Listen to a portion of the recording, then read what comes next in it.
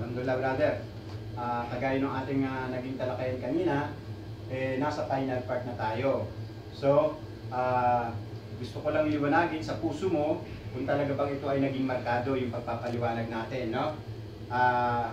Sino yung Diyos? Si Allah, alhamdulillah. Ano ka? Absolutely, tayo ay Muslim. Ano yung reliyon? Islam. So, bakit tayo nilikha ng Diyos? Ayun. So, ngayon ba, brother, talagang lubos mo itong naunawaan? O, kasi ang requirements ni Allah, dapat talagang ito ay pinaniniwalaan mo at tinatanggap mo. Naniniwala ka ba? Tunay. Wag sa puso mo. Wag na natin pagtagalin. No? Kagaya ng pinractice natin kanina, tanggapin mo na rin yung susi mo sa paraiso. Ang tawag dito ay Shahada. Maliwanag, brother? At inshallah, yung pangalan mo ay mailista na rin sa aklat ng kaligtasan. Maliwanag ka, brother? O, alhamdulillah. So, pakitaas na lang yung kanang daliri, brother, no? At sabihin mo na ito, yung Shahada, no? Damahin mo sa puso mo, paniwalaan mo ng wagas at tanggapin mo, iparating mo kay Allah subhanahu wa ta'ala.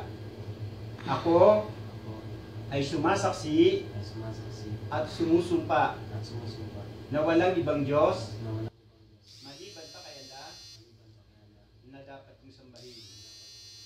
Ako rin ay sumasaksi na si Muhammad ay isa lamang propeta, sugo, alipin ni Allah.